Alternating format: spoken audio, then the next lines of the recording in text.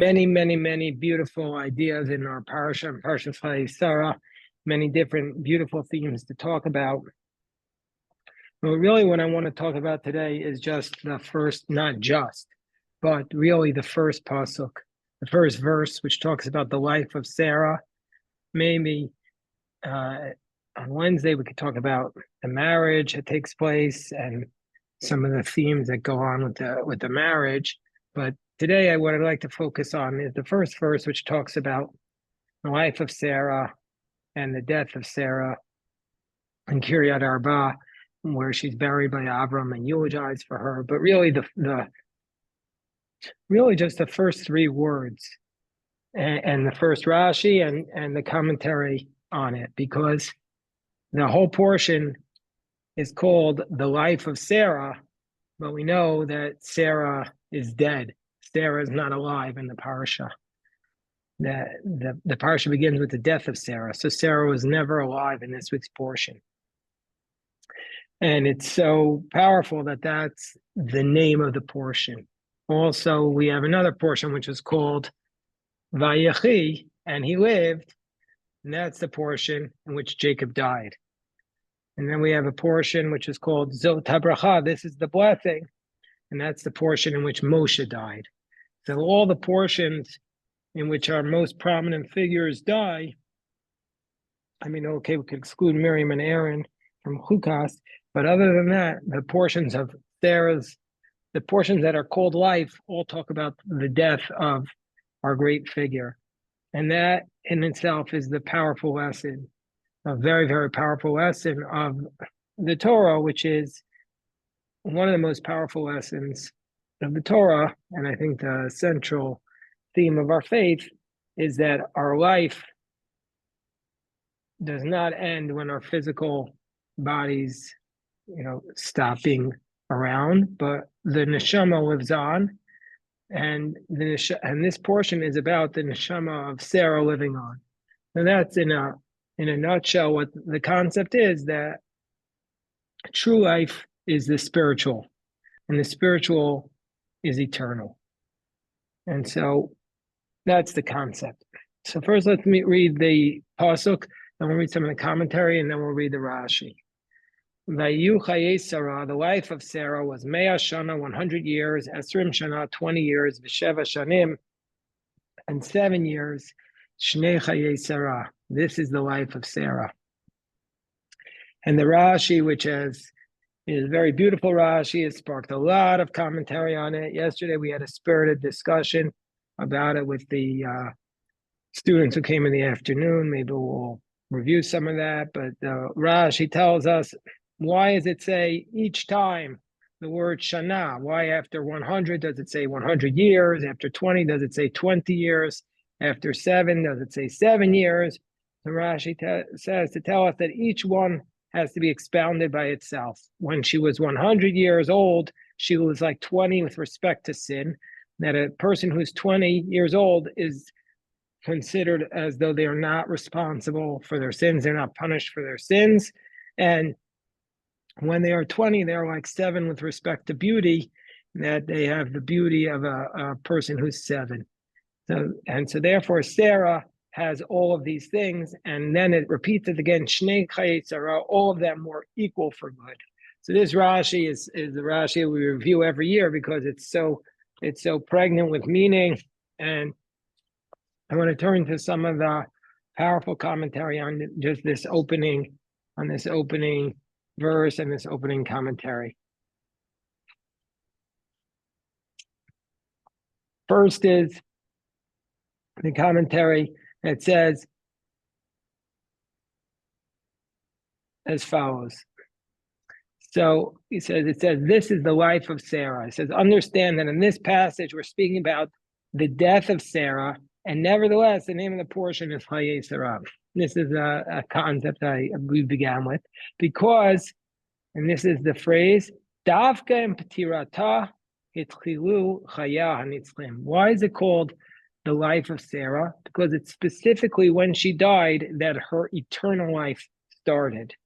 Up until this point, when a person died, he took with him all of his righteousness and his greatness and his measures and his attributes.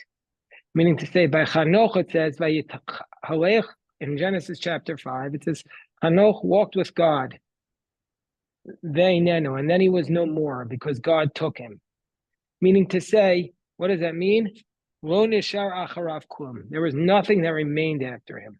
Meaning up until Sarah's life, up until Sarah and the existence of humanity, when a person died, everything they had left the world. But after Sarah and Abraham, the eternal remained. And what was that? The Jewish people. Am Yehudi. Sarah and Abraham were the first to leave behind a spiritual inheritance. And they left behind the Jewish people. The first time we see this continuity in humanity is with the Jewish people. All the descriptions and the qualities of Abraham and Sarah, all their attributes, especially their attribute of kindness, continues to flow out from them, from this attribute of kindness. Anyway, this point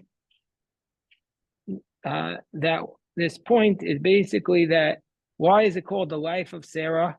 Because she was the first one to leave behind an eternal legacy, a spiritual legacy of eternity, and that was the Jewish people. And that's what basically, when we are part of the Jewish people, we are also leaving behind an eternal legacy. If there's anything that we're able to leave behind, it's by being part of the Jewish people, by being part of the eternal and the spiritual. And that's this first concept. The Svarim bring down as follows. It says, Vayu Chayei Sarah. Okay, this is the gematria of this is Vayu. The word Vayu has the numerical value of, listen to this, you know what the numerical value, it says Vayu Chayei Sarah, and these were the days of Sarah's life. What is the numerical value of Vayu? So Rav Baruch of Kosov says it's 37, and another way of saying 37 is Zal. After a person dies, we say Zichrono Livracha. We attach that to his name or her name, Zichrono Livracha. So this comes from the words Vayu. That means when we mention a tzaddik or a righteous woman or a righteous man, we need to always bless them after we mention their name, and we say Zichrono Livracha or Zichrona Livracha, and we can derive that from Sarah's name when it was from the beginning of Vayu Chayei Sarah. So we have this teaching. Okay. Another concept here is that this word Vayu is a blessing, and now we're going to start with some of the commentary on this Rashi, on this very special Rashi. That she was 100 years old with respect to sin, like she was 20, and at 20 she was with respect to beauty like 7. So there's a lot of commentary on this. And first of all, one of the things that we want to point out is that this word Vayu, this is from Rameir of Parmesan, that what does it mean? She was like 100, like 20, like 7. What is the meaning of that? So Rameir of Parmesan points out that the word Vayu is going to be, what's it called, a palindrome, where it's spelled backwards and forwards the same way. Is that a palindrome? So the word Vayu is a palindrome. That this first word of the portion, you could spell it backwards and forwards, and it's the exact same spelling. And the concept here is Sarah's life was lived backwards and forwards in the same manner. The end of her life was like the beginning, and the beginning of her life was like the end. Meaning to say, and this is a concept that was taught by the Ma'ayana Shel Torah also, that what does it mean that she had these qualities at different stages in her life? Because there are certain qualities associated with youth, and there are certain qualities associated with senior status. The qualities associated with youth are zealousness, boldness, courage, strength. The qualities associated with senior status are experience, wisdom, perspective, and what Sarah was able to do was she was able to combine her all of these qualities at all the aspects of her life. Meaning to say, when she was younger, she also had the qualities of senior status, of perspective, of wisdom, and when she was older, she retained the qualities that she had as a youth of strength, of chutzpah, of ready to take on the world. She didn't burn out, so to speak. She maintained all that strength. Another teaching that's often said associated with this concept of Sarah is that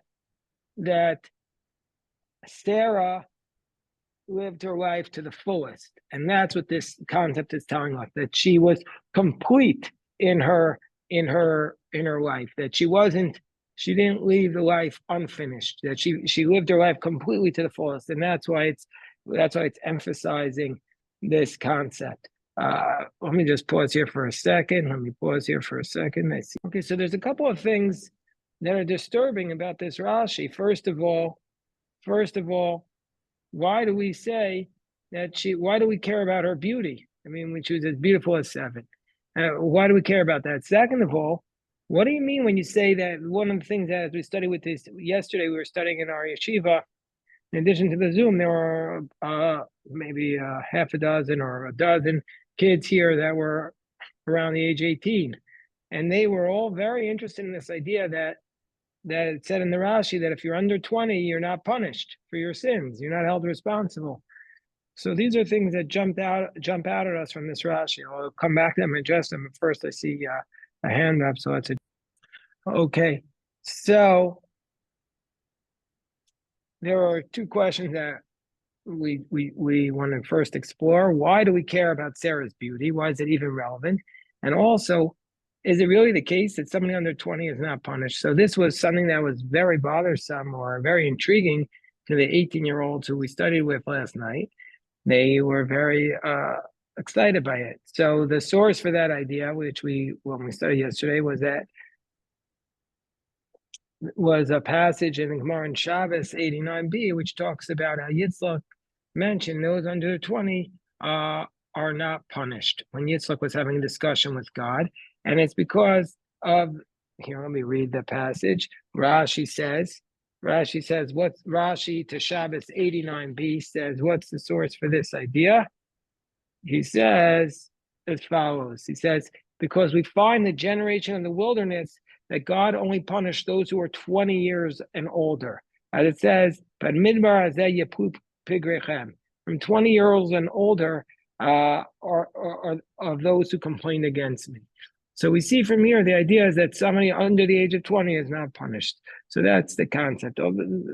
Some, including the Chacham Tzvi, say it's not meant to be taken literally. This is just, a homily, or it's this idea that a person under 20 is not as responsible for his actions as somebody over 20 because he has an unformed, or she has an unformed brain at that point in her life. They're still really, really stupid. And so therefore we can't hold them completely responsible. That's why they make all the change in the world. All the great movements happen from the people under 20 because they were too dumb to know better. And so that's why they were able to change the world. That's like what it says in today's Daf Yomi, that there was a student who showed up the first day. It was his first day in school, and he asked a question that knocked everybody else's socks off. Because the more we learn, the less we are open to seeing things differently.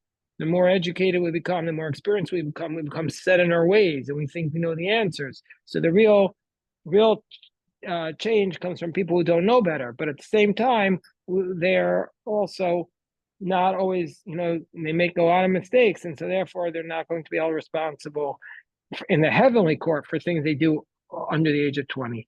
But in the human court, we still have to obviously hold them responsible. Although in American law, I don't know what the law is, but there's a distinction. Now we'll go to the question of her beauty. Why do we care about her beauty? Why is it even relevant to us?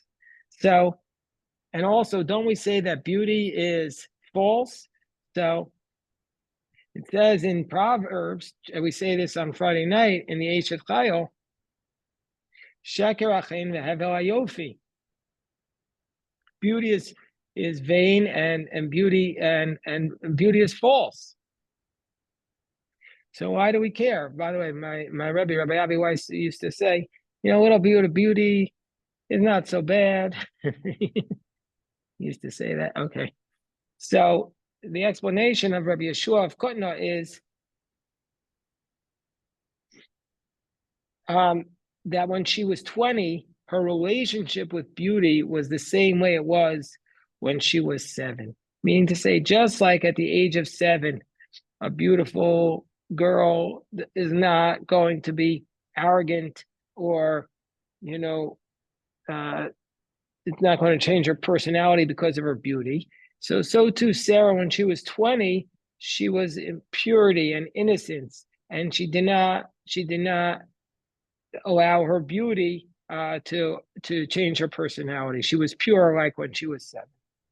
Of course, the simplest way to read this Rashi is to recognize that some say that the text is wrong, and really it says when she was 7, she was free of sin, and when she was 20, she was beautiful. That's how others say that there's just a different text here. So now we go to the on the phrase Chayei Sarah, there was a teaching from the Yalkut Yehuda. I'm going to read this to you. So Rabbi Akiva was once sitting and expounding and giving a drasha to the community. And the community, unfortunately, it's hard to even imagine this. The great Rabbi Akiva was teaching, and the community was falling asleep. So the community was falling asleep during his drasha. So Rabbi Akiva wanted to wake them up. So he immediately said,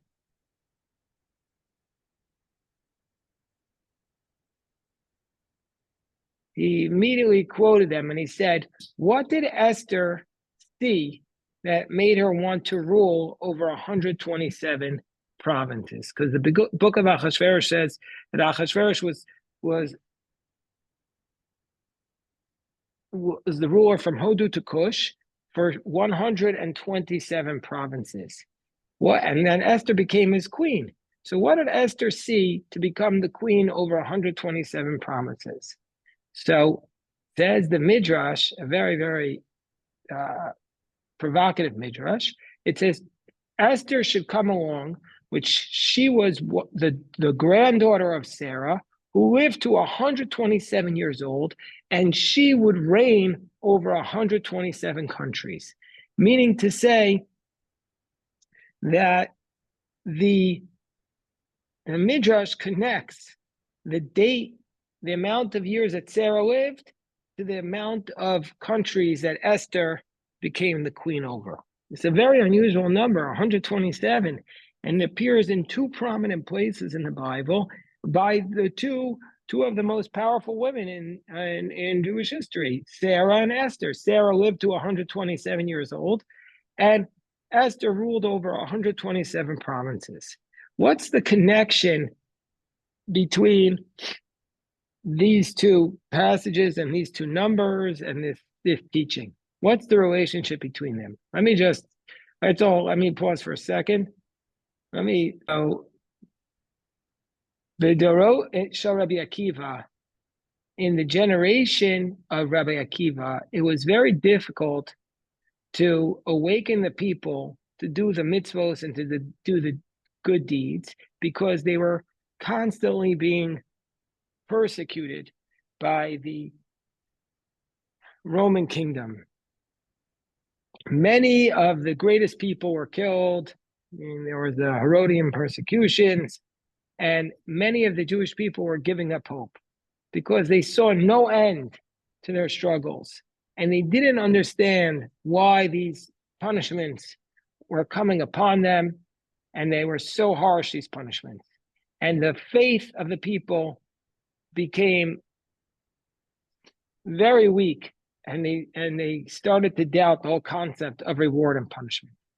Therefore, Rabbi Akiva came along and wanted to comfort them and to strengthen them and to inspire them to act.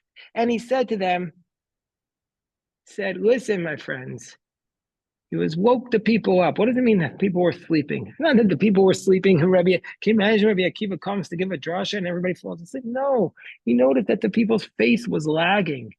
He wanted to inspire them. And so therefore he said to them, don't think that reward and punishment is immediate. Don't think that that's what's going on, because sometimes many generations pass before the reward comes. And the hint to this is, what's the source for this idea that sometimes many generations come before the reward comes? The source for this idea, the hint to this, is that what was the reward for all the good deeds of Sarah? It was only paid back many, many years later during the generation of Esther. Esther lived a life of good deeds for 127 years. And as a result of that, her descendant, Esther, merited to rule over 127 provinces. And that's what he was saying to them. We have to take the long view, the perspective, the long view, not the quick view. The reward might not come in our generation, but it will come. It will come. Many years later, it came. And that's what this teaching is, that Esther was the fulfillment of the reward given to Sarah. Many of us, if we were told that, okay, yeah, you have a little bit of a struggle now, but as a consequence, your grandchild is going to be the greatest because of you. Who wouldn't want that? Who wouldn't want that? And this is what the answer is, that Esther was being given this reward because of Sarah's good deeds. And in another drasha that say the same thing, it says, Yad yad, hand to hand, lo yinakeh, will not be absolved. So says Reb Pinchas bar Chama, is imasita mitzvah, al tivakesh matan scharan miyad yad. Lama shalo tinakeh, she'inata mitnakeh me'avonotecha, v'rasha atar nikra, shlo bikashta l'anchil v'necha kum. The verse says, don't request a reward from God, because you want to leave the reward as a spiritual legacy for the coming generations. Because if Abraham, Isaac, and Jacob had requested their rewards for the mitzvah that they did, then how would the seed of Abraham ever be saved? How would Moshe have the ability to pray before God and say, remember the righteous deeds of Abraham, Isaac, and Israel? Meaning to say, that's what Rabbi Akiva was saying. We don't want our reward now. We want to pay it back. It's like a person who saves his money and leaves it as a bequest for the future generations. Why is he doing that? Why doesn't he want to spend it? Why doesn't he want to spend it? Because he wants the next generation to have it. Same thing with the spiritual reward. We don't want to take our reward right away. We want to give it to the next generation. We're banking our capital so that Esther could inherit the rewards of Sarah. That's what Rabbi Akiva says. What a Geshmak drasha of Rabbi Akiva as explained by the Yalkut Yehuda. Ready to follow that? So, okay, we're still on these first three words.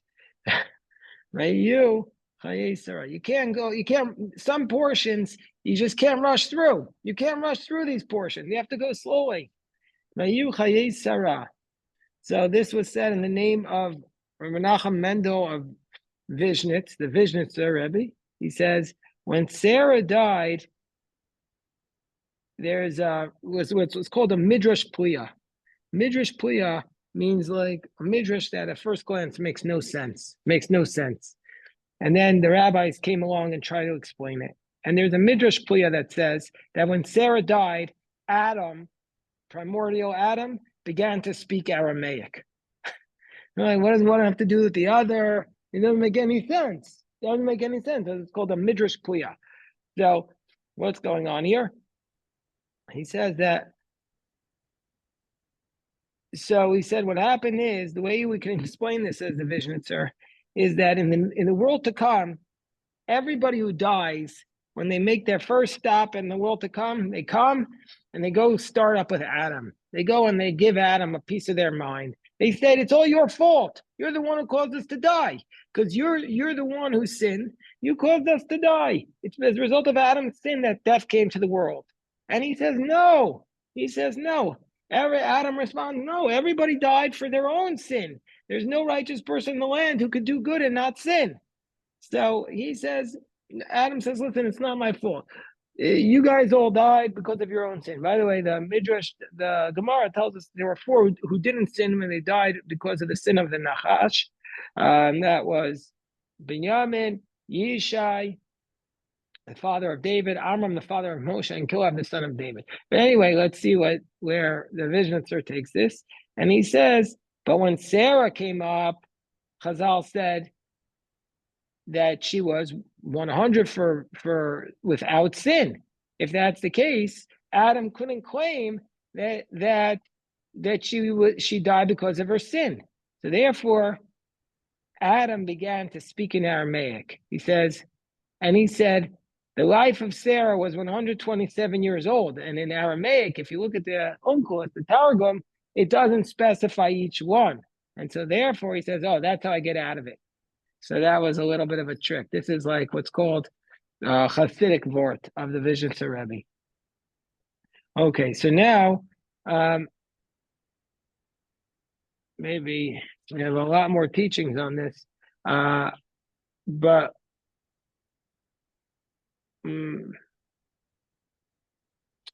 okay, I say we move on from the first three words, Vayu Yemei Chayei Sarah, Vayu Chayei Sarah, Me'ashana, Sheva Shanim, but we'll still stay on the first verse, and we'll go to the concept of Shnei Chayei Sarah.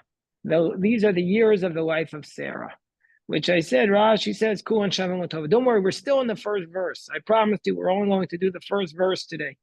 We're still in the first verse of the portion. So at the end of the verse says that all of these are the years Shnei Chayei Sarah. So what does this mean?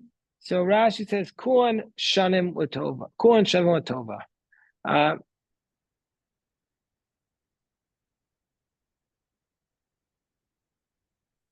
So what is the concept here? So it says the Yerio Shlomo, Kulan Shavim Latova, Efshar Omar B'derach Chidud.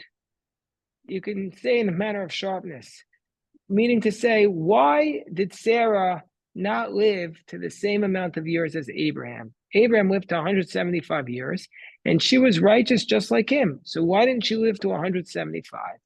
And so you could say, according to the Midrash, that the Midrash says that Abraham was 48 years old when he recognized his creator, God. And we have a concept that when a person converts, it's like when a convert converts, they're reborn. And so therefore, what's 175 minus 48? What is that? That's 127. And so that's like the life of Sarah. Meaning to say, this is what the number 127 hints to.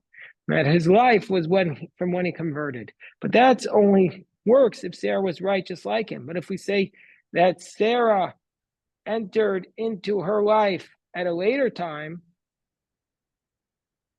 it wouldn't work. So therefore, Rashi says all years were good. Meaning to say the moment we are only counting Sarah's life, that Abraham really only lived 127 years from the moment he converted. So Abraham only became a follower of God when he was 48.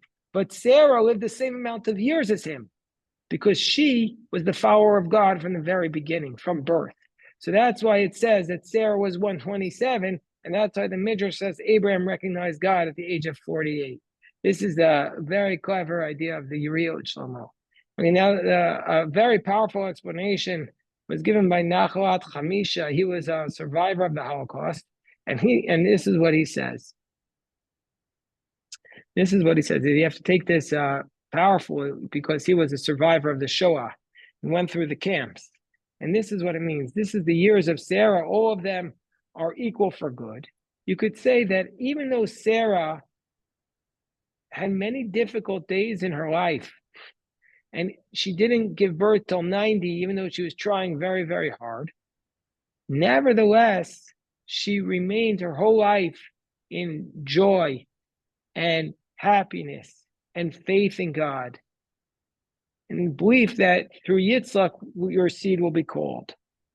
And with such tremendous faith and hope that God's word will be fulfilled. And not only that, meaning to say, even though Sarah, really, you might think she only had her life from the age of 90 on, because that's when her dreams were finally fulfilled.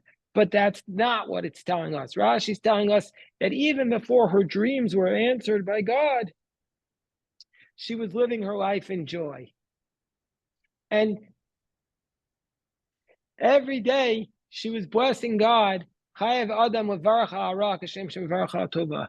day she was blessing God for the end, when for the bad and for the good. Meaning to say, if anything came upon her, she only blessed it for good. So this was an example of Sarah was looking at her life with tremendous joy her whole life, even though her prayers were only answered towards the end of her life. So that would, I guess, be that's why that midrash that talks about how Sarah died is so not consistent with this teaching, because this teaching says Sarah always looked for the good. So this was I always found this teaching especially powerful because this was said by the Nachum Hamisha, who was himself a survivor of the Holocaust, and he was teaching this lesson. So I presume he was saying that even when he was in the Shoah in the darkest days, he retained his faith, his absolute faith in God. And a similar message is said by the Drash Va'iyun, the Reisher of, wow, I believe the Reisher of was the chief rabbi of Lviv, and during the pogroms of the Shoah, he went out to try and stop the pogroms, wearing his garment, his talis, and his rabbinic clothing, and he was killed in that manner. It's either he or his brother, but I think he was killed in that manner. He might have been killed in Belzik, but this is the Joshua Iyun, and he says as follows: what do you mean it was all for good? And that's why I'm reading these passages of these rabbis who gave their lives because they followed these teachings, they lived their teachings. He says, how can you say all of Sarah's life was for good? She was traveling, she was kidnapped by Pharaoh, by Avimelech. What do you mean it was all good? Sarah had so many bad moments in her life. She had so many hardships. But she didn't pay attention to them. Everything she received with joy and with spirit, both the good and the bad. And that's what it means. Kulan shavin latova. Also the bad she received with love. It's like the teaching of the Maggid of Mezrich. Somebody came to the Maggid of Mezrich and they said to him, we want to know, teach us how we can, my life is so hard. Teach me how I can live through suffering. So he said, oh, you want to know how you can live through suffering? Go to Reb Zusha. So Reb Zusha came. The guy came to Reb Zusha, and he saw that Reb Zusha had nothing in his house whatsoever. And he said, I came here for Shabbos. And so Reb Zusha brought him in, and he had no food, nothing, but he whatever he had, he and his family, they just were celebrating the whole time. They had no money, but they were celebrating like everything. Then afterwards, Reb Zusha said to him, I don't understand, why did the Rebbe send you to me? He said he wanted me to see what it's like to live with suffering. So Reb Zusha said to him, why would he send you to me? I have everything I could possibly want. I have everything I could possibly need. So that's what these Rebbe's, it's all their perspective. I'll just share one more teaching here about Kua and Shavin Latova that Rashi says. The Arko, this is from the Sfas Emes. The Sfas Emes says, the Ger Rebbe says, the Arko Shaladim HaPashut, the way of the simple man is the older he gets, the more knowledge he gets, and he becomes better in his ways. and he fixes his bad habits. If that's the case, typically speaking, it's just at the end of his life where he finally figures it out and lives properly. But Sarah, her whole life was without any defect. And even though she got better as she got older, that's only because her good deeds were more concentrated, but not because she changed her ways. And so therefore she had no defect whatsoever. It was just that she was able to concentrate her good actions. But unlike other people who fixed their ways as they get older, that wasn't what Sarah did. Sarah's whole life was one of purity and of righteousness. And Sarah is one of the figures who's beloved in rabbinic literature. She's beloved in rabbinic literature. In fact, she's the only one of the matriarchs who we attribute to being a teacher, that she went out and taught the people to convert. It says that the Nefesh Asher Asu B'Charan, that Sarah would convert the women. All right, we'll stop here. If anybody has any questions, I'm happy to take them.